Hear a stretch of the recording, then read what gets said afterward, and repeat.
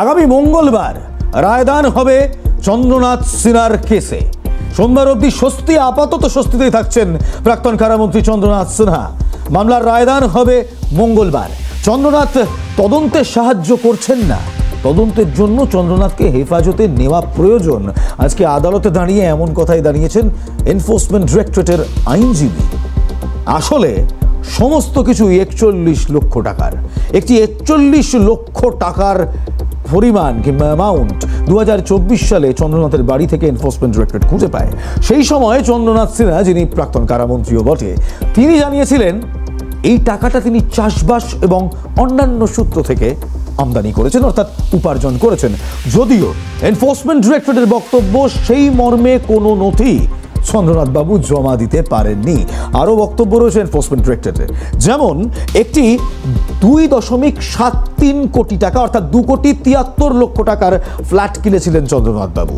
সেই ফ্ল্যাটের 1,80,00,000 টাকা তিনি ডিপোজিট করেন, অর্থাৎ ব্যাংকে লেনদেন করেন, কিন্তু 90 লক্ষ টাকা তিনি নগদে দেন। ভাবুন তো, 90 লক্ষ টাকা নগদ দিতে পারে এমন মানুষ, এমন কজন মানুষকে আমি কিংবা আপনি চিনি? 90 লক্ষ টাকা নগদ দিতে পারে এমন কজন মানুষকে আমি কিংবা আপনি চিনি? প্রশ্নটা করবেন। এই প্রশ্নই হয়তো ইডির তদন্তকারী অফিসারদের মাথায়, তাদের আধিকারিকদের মাথায় এসেছিল, কারণ তারপর একের পর এক জেরা, এবং সেই জেরায় বারবার উঠে আসছে ওই 41 লক্ষ টাকার কথা।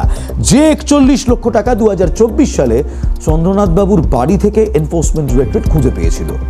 2024 সালে 41 লক্ষ টাকা চন্দ্রনাথ বাবুর কাছ থেকে পাওয়া গিয়েছিল, এমনটা আজ আদালতে ইডি জানিয়েছে। সেই সময় চন্দ্রনাথ বাবু বলেছিলেন এই 41 লক্ষ টাকা ওনার চাষ বাবদ এবং অন্যান্য ব্যবসা থেকে এসেছে, অর্থাৎ অন্যান্য সূত্র থেকে ইনকাম।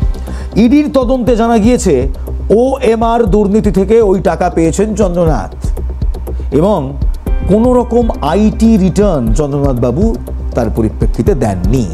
ইডি আজ এই সমস্ত বয়ান আদালতে দাঁড়িয়ে পেশ করেছে, এবং তারপর ইডি বলছে যে 2.73 কোটি টাকার ফ্ল্যাট কিনেছিলেন চন্দ্রনাথ বাবু, সেই ফ্ল্যাটের 1,80,00,000 টাকা তিনি ডিপোজিট করেন, কিন্তু 90 লক্ষ টাকা তিনি একেবারে ক্যাশ দিয়েছিলেন। তাই এই মুহূর্তে দাঁড়িয়ে তদন্তের জন্য চন্দ্রনাথ বাবুকে তারা 7 দিনের হেফাজতে চায়। হেফাজতে নেওয়া প্রয়োজন, যেহেতু তিনি রাজনৈতিক ব্যক্তিত্ব, যেহেতু তার রাজনৈতিক প্রভাব রয়েছে, তাই এই তদন্তের স্বার্থে আজ এনফোর্সমেন্ট ডিরেক্টরেটের কাছ থেকে এই বয়ান উঠে আসে আদালতে। এনফোর্সমেন্ট ডিরেক্টরেটের আইনজীবী তিনি আজ কি বললেন আদালত চত্বরে? Well, ladies and gentleman, take a very hard look.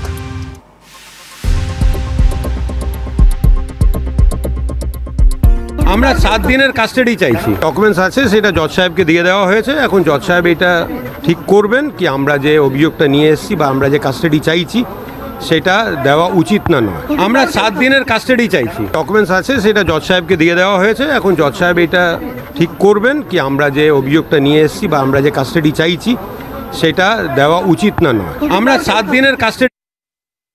Enforcement directorate Chandranath সিনহাকে নিয়ে যে বয়ান দিলেন, আসুন আরও একবার let's have a quick recap. কি বললেন?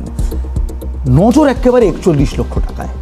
2024 সালে এই 41 লক্ষ টাকা চন্দ্রনাথ সিনহার কাছ থেকে খুঁজে পেয়েছিল এনফোর্সমেন্ট ডিরেক্টরেটের আধিকারিকরা। সেই সময় চন্দ্রনাথ বাবু বলেছিলেন এই টাকাটি উনি চাষ এবং অন্যান্য সমস্ত তার যা ব্যবসা আছে সেখান থেকে পেয়েছেন। ইডি তার তদন্তে নামে। আজকে ইডি আদালতে দাঁড়িয়ে জানাচ্ছে যে এই সমস্ত অর্থ, এই টাকা তারা জানতে পেরেছে OMR কেলেঙ্কারি থেকেই তিনি পেয়েছেন।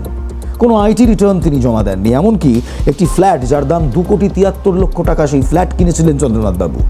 1,80,00,000 টাকা তিনি আপফ্রন্ট দিয়েছিলেন, অর্থাৎ ডিপোজিট করেছিলেন, কিন্তু 90 লক্ষ টাকা তিনি নগদ দিয়েছিলেন।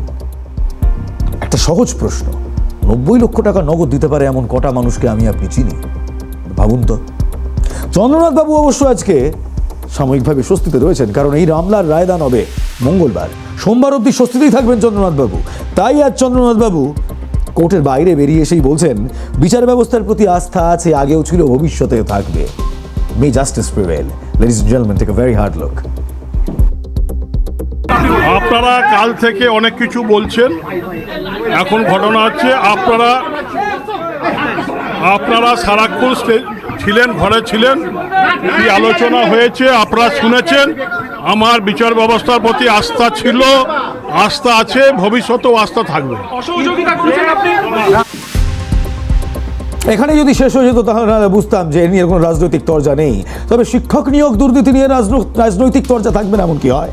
শ্রমিক ভট্টাচার্যের সঙ্গে কথা বলেছিলাম, তিনি বলছেন এত বড় দুর্নীতি চন্দ্রনাথ বাবুর পক্ষে একা করা সম্ভবই নয়। শুনুন। দেখুন, এত বড় একটা প্রাতিষ্ঠানিক দুর্নীতি চন্দ্রনাথ সিনহার মতো কোনো ব্যক্তির পক্ষে করা সম্ভব নয়। যেটা হয়েছে সেটা সম্পূর্ণভাবেই তৃণমূল কংগ্রেসের বদান্যতায়, অনুপ্রেরণায়, অনুমোদনে হয়েছে। সুতরাং একা পার্থ চট্টোপাধ্যায় কিংবা চন্দ্রনাথ সিনহা এর ঘটনার জন্য দায়ী এরকম নয়। তবে তদন্ত চলছে, ইডি নড়ে চড়ে বসেছে। তদন্তের এই দীর্ঘ সূত্রিতা মানুষকে ক্লান্ত করেছে, হতাশ করেছে, কিন্তু এখনো আস্থা আছে যদি কিছু করতে পারে ইডি, সিবিআইও করবে। আমরাও যথেষ্ট বিরক্ত এই ধরনের প্রশ্নের উত্তর দিতে দিতে। এবার তো শেষ হোক, কিন্তু আর এই 5-10% এজেন্ট নিয়ে আর কতদিন কাজ চলবে? গতকাল একটি খবর সামনে এসেছিল এই শিক্ষক নিয়োগ দুর্নীতি মামলার পরিপ্রেক্ষিতেই। এসএসসির প্রাক্তন চেয়ারম্যান যাকে সাক্ষী সাজিয়েছিল, সাক্ষী করে নিয়ে গিয়েছিল সিবিআই, সেই প্রাক্তন চেয়ারম্যান আজ ক্যালকাটা নিউজে কিছু বিস্ফোরক দাবি করেছেন। কি দাবি করেছেন? প্রথম দাবি, পার্থবাবু সম্বন্ধে, অর্থাৎ পার্থ চট্টোপাধ্যায় যিনি আপাতত শ্রীঘরে, তার সম্বন্ধে প্রাক্তন এসএসসি চেয়ারম্যান কি বলছেন শোনাবো আপনাদের। চিত্তরঞ্জন মণ্ডলের কথা বলছি, যে চিত্তরঞ্জন মণ্ডলকে গতকাল সাক্ষী হিসেবে আদালতে পেশ করা হয়, যিনি জবানবন্দিও দেন আদালতে। আজ তার সঙ্গে আমরা ক্যালকাটা নিউজ এক্সক্লুসিভলি কথা বলি এবং তিনি কয়েকটি বিস্ফোরক অভিযোগ আনেন। সবটাই দেখুন কিভাবে একের সঙ্গে আরেকটা কানেক্টেড। এই চন্দ্রনাথ সিনহা, এই পার্থ চট্টোপাধ্যায়, এই চিত্তরঞ্জন মণ্ডল। চিত্তরঞ্জন মণ্ডল সেই সময় এসএসসি চেয়ারম্যান ছিলেন, যেই সময় নাকি এই পুরো জিনিসটা, এই পুরো সমস্যাটা, এই পুরো দুর্নীতিটা সামনে এসেছিল। চিত্তরঞ্জন মণ্ডলের বক্তব্য আপনাদের শোনাবো। প্রথমে পার্থ চট্টোপাধ্যায় নিয়ে চিত্তরঞ্জন মণ্ডল কি বলেছিলেন শুনুন। কে ছাড়তে বলেছিল? তৃণমূলের সুপ্রিমো? আমি একাধিকবার সুপ্রিমো বলেননি, বলেছিলেন পার্থ চট্টোপাধ্যায় তার বাড়িতে ডেকে আমাকে বলেছিলেন যে আপনি ছেড়ে দিন। আর এর বেশি আর কিছু আমি বলতে রাজি নই। এটাই কে ছাড়তে বলেছিল? তৃণমূলের সুপ্রিমো? আমি একাধিকবার সুপ্রিমো বলেননি, বলেছিলেন পার্থ চট্টোপাধ্যায় তার বাড়িতে ডেকে আমাকে বলেছিলেন যে আপনি ছেড়ে দিন। আর এর বেশি আর কিছু আমি বলতে রাজি নই। পার্থ চট্টোপাধ্যায় তাকে পদত্যাগ করতে বলেছিলেন, তাকে ছেড়ে দিতে বলেছিলেন, তাকে দল থেকে সরে যেতে বলেছিলেন। কেন? উনি আর বেশি কিছু বলতে চাননি। তবে প্রেজেন্ট যিনি শিক্ষামন্ত্রী ব্রাত্য বসু, তার বিরুদ্ধেও একাধিক অভিযোগ রয়েছেন মণ্ডল সাহেবের। কি বলছেন চিত্তরঞ্জন বাবু শুনুন। ব্রাত্য বসুকে নিয়ে চিত্তরঞ্জন মণ্ডলের বক্তব্য শুনুন।